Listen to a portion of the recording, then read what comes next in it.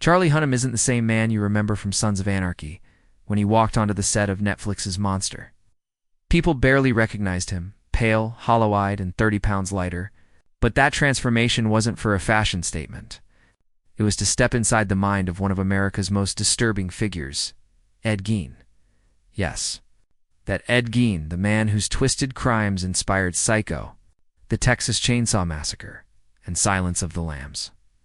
And now, Hunnam has taken on the near-impossible task of bringing him to life not as a monster, but as a man shaped by unimaginable darkness. But what drives an actor to go that far? To lose weight, change his body, and mentally live as someone capable of such horror. And more importantly, what did it do to him? That's the question behind Charlie Hunnam's most haunting transformation yet. A journey that blurs the line between performance and possession.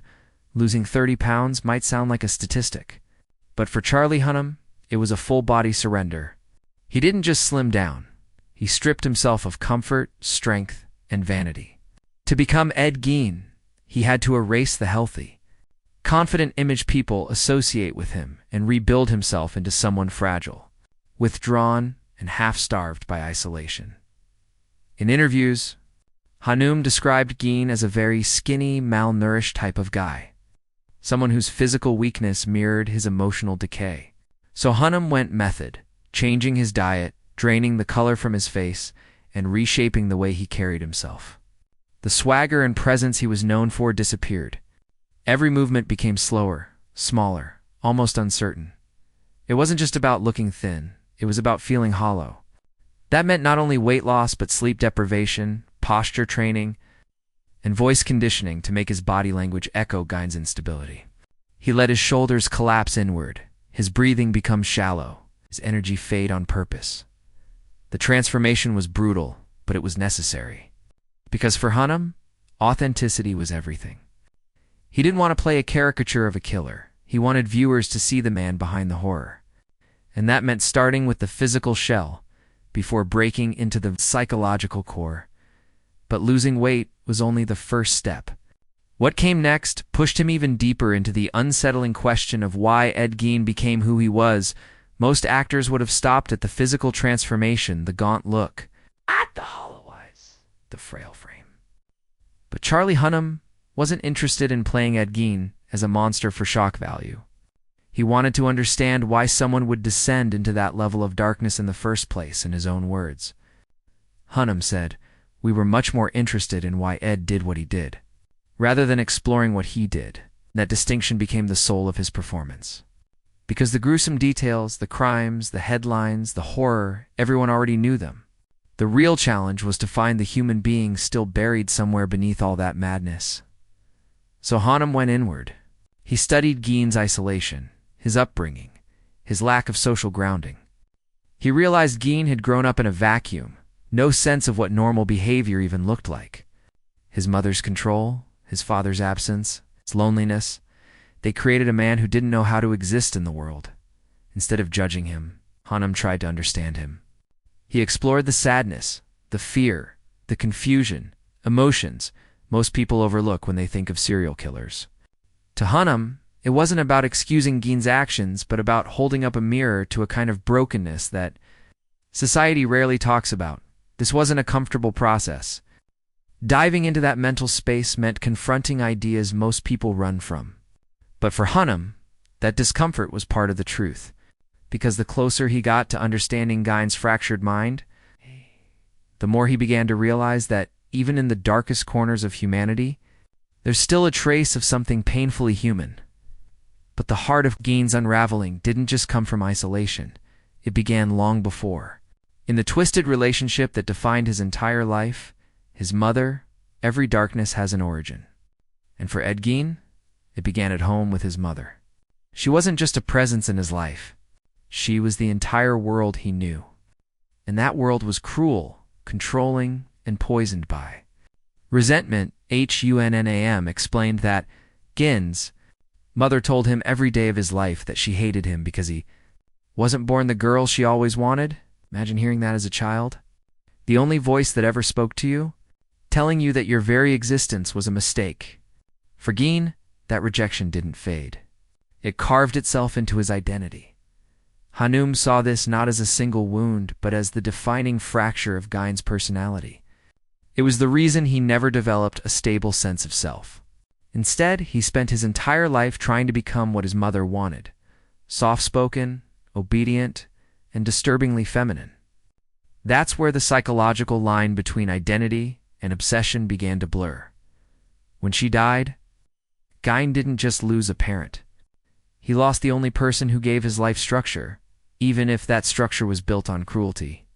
Hunnam tapped into that emotional vacuum, shaping Gein's voice, his gestures, and even his silence around the ghost of a mother he could never please. Every word he spoke carried an echo of her judgment. Every pause a longing for her approval in portraying that dynamic. Hunnam didn't want the audience to pity Gein, but to feel the weight of a life defined by rejection. Because before Gein ever committed a crime, he was already trapped in a prison built by his mother's expectations. But even that wasn't the full story. To truly understand how deep the damage went, Hunnam had to look beyond that broken relationship, into the crushing isolation that turned psychological wounds into something far darker. After his mother's death, Gein's world collapsed into silence. There were no friends checking in, no family dinners, no moments of laughter to break the tension. Just miles of farmland, empty rooms, and the echo of his mother's voice replaying in his head. And that's where the transformation from loneliness to delusion began. You'd expect a production about Gein to feel heavy long. Cold days on set, silence between takes, and a cast emotionally drained by the story they're telling. But according to Charlie Hunnam, the reality was the exact opposite. Behind the camera, the energy was surprisingly light. Even joyful. In interviews, Hunnam admitted that the filming process was a very satisfying and beautiful experience. That might sound strange given the subject matter, but it reveals something crucial about how he and the crew approached the project. They weren't indulging in horror, they were exploring humanity through it. Every scene, every moment of discomfort was part of a shared effort to tell a story that felt true, not sensationalized. Hunnam described the set as a space filled with respect and collaboration. There was laughter, creativity, and mutual trust, not the gloom you might expect from a series centered on one of the darkest figures in history. That positivity helped everyone balance the emotional weight of the material. Between takes, they'd decompress, talk about the philosophy behind the scenes, and remind themselves that this was work with purpose, not a descent into darkness. He even joked that it was dangerous to say it was fun, knowing how it might sound in headlines, but the truth was, it kind of was. The sense of pride and craft outweighed the horror. The process itself became therapeutic, a way for everyone involved to confront disturbing material, while still finding meaning and light in their creative journey. And that duality, the dark story told through a bright process, is what made Hunnam's performance so layered. He could go to those terrifying emotional depths precisely because he wasn't drowning in them off camera.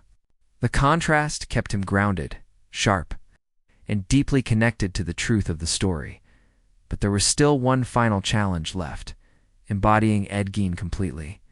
Not through makeup or dialogue, but through sound, rhythm, and the unsettling details that made the character come alive. Charlie Hunnam studied that isolation closely, recognizing it as one of the most terrifying parts of Gein's descent. Humans define themselves through connection, through how others see, react, and respond to us. But Gein had none of that. He lived without mirrors, without boundaries, without anyone to remind him what was normal. Over time, reality began to warp. Hunnam said. He'd been abused. He was left in isolation. So he had no real social context to reflect back to him. Normal behavior. That single line captured the tragedy of Gein's existence. Without the feedback of human contact, his imagination became his only company. And in that isolation, fantasy started to replace truth. For Hunnam. His portraying that wasn't about exaggeration, it was about subtlety. He played the silence, the long pauses between thoughts, the vacant stares that lingered too long, the soft, almost apologetic tone of someone who doesn't know how to speak to people anymore. Every second of quiet on screen became a reflection of Gein's invisible prison, one he built himself, brick by brick, out of loneliness. And yet, what's most unsettling is that Hunnam didn't approach this part of the role with horror. He approached it with empathy. Because he understood that isolation can distort anyone's sense of self, not just Gein's. It's the space where guilt, shame, and longing all begin to twist into something unrecognizable. But even in the midst of such darkness, something unexpected happened. The energy on set was the complete opposite. What could have been suffocating turned out to be strangely uplifting, transforming. Physically and psychologically was only half the battle.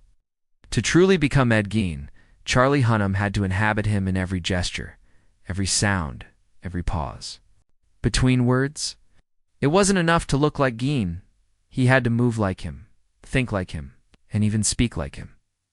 Charlie Hunnam's portrayal of Ed Gein isn't just another chilling performance. It's a deep dive into the darkest corners of the human mind. By transforming his body, exploring a shattered psyche, and embodying trauma on every level, he reminds us that the line between monster and human can be frighteningly thin. What makes this role so compelling isn't the horror of Gein's actions, but the context behind them. Hunnam shows us that cruelty, obsession, and isolation are often born from pain, neglect, and fractured identity. The story forces the audience to confront uncomfortable truths, that human behavior is complex, and even the darkest acts can have roots in vulnerability and suffering. For viewers, this series isn't just about shock, it's about reflection. It asks us to look at the factors that shape a person, the consequences of neglect, and the ways society often fails the most vulnerable. Hunnam's commitment to authenticity allows us to feel, in small but powerful ways, the humanity that existed, even in someone history remembers as horrifying. Ultimately, Monster is more than a true crime adaptation. It's a study of character, trauma, and resilience in storytelling. Charlie Hunnam didn't just play Ed Gein. He held up a mirror to the fragility and strangeness that exists in all of us. As chilling as the story is, it's also a testament to the power of empathy, its craft and understanding, even in the bleakest human stories.